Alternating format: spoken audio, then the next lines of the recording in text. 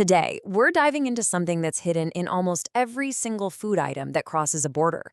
We're talking about its huge, invisible water footprint. So think about it. When you buy, say, some wheat from the US or rice from Thailand, what are you actually importing, besides the grain itself? The answer, believe it or not, is water. We're talking tons and tons of it, embedded in pretty much everything you eat.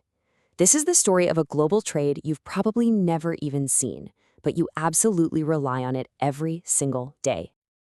Okay, so to really wrap our heads around this hidden flow of water, we've got to start with one key concept. It's called virtual water. Now, this isn't water in a bottle. It's the total amount of water that was used up during the production of something. Imagine all the water it takes to grow a single soybean plant, from a tiny seed all the way to harvest. Well, that's its virtual water content. And, this is a really important difference. Trying to ship actual liquid water across continents, it's just crazy expensive and totally impractical. But trading virtual water? Oh, we do that all the time. By importing crops, a country is basically importing the water it took to grow them, which is a way more efficient way to get the water it needs. And this whole idea of virtual water, it leads us straight to an even bigger concept, the water footprint. You've probably heard of an ecological footprint, right? The land needed to support a lifestyle? Well, a nation's water footprint is kind of the same deal. It's the total water a country uses. That means the water used at home, plus all that virtual water it imports through all kinds of goods. It's the real measure of how much a country is drawing on the world's water. Now, you might be thinking, is this just some vague guess? And the answer is not at all. Scientists calculate this stuff with some serious precision. They use these well-established methods, like one from the Food and Agriculture Organization, that look at climate data to figure out exactly how much water a specific crop needs in a specific place. Then they just divide that by the crop's yield. So yeah, it's a solid scientific process. So when we start applying these calculations on a global scale, the numbers create this absolutely staggering system of trade. Okay, get ready for a number that's pretty hard to wrap your mind around.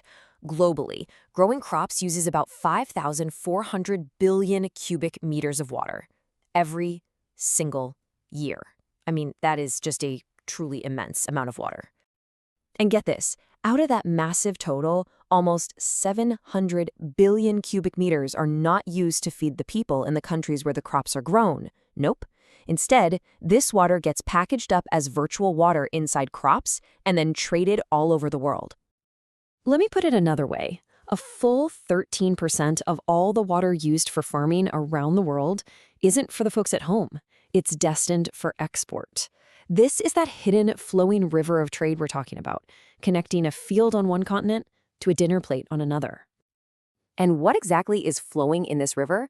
Well, it's mostly the basics. Wheat is the absolute king of virtual water trade. It makes up 30% of the total. Then you've got soybean and rice right behind it. Just these three crops, they account for over 60% of the entire global virtual water trade. The takeaway here is that we're talking about our most fundamental foods. So, who are the major players in this enormous, invisible market? All right, on the export side, North America is the clear dominant force. The United States is by far the world's biggest net exporter of virtual water, with Canada coming in second. These countries, with their huge productive farmlands, are essentially shipping their water resources, in the form of food, to the rest of the world. And on the other side of that deal, the biggest net importers are led by Sri Lanka and Japan. These are nations that, for a whole bunch of reasons, really rely on the global market to meet their food needs, and by extension, their water needs. Now, all of this seems to make perfect, logical sense, right? Water-rich countries export, and water-poor countries import. But this is where our story takes a really unexpected turn. I mean, you would totally assume that the whole reason this system exists is because of water scarcity, that countries with very little water would be the ones depending on virtual water imports to save their own precious resources. It's the only thing that makes sense.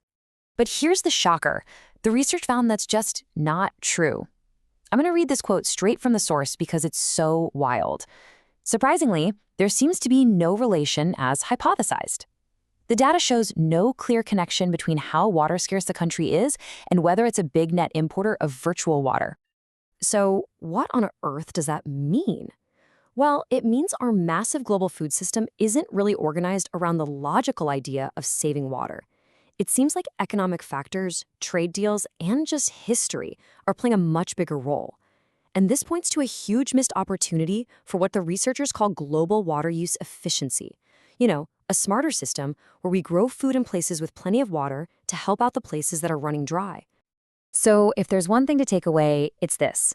We've built this incredible, complex, and totally invisible water distribution system through our food trade.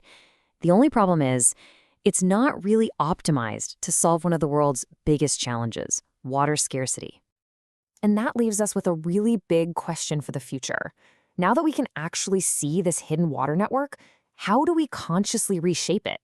How can we start using the trade of virtual water as a real tool to build a more sustainable and water-secure world for all of us?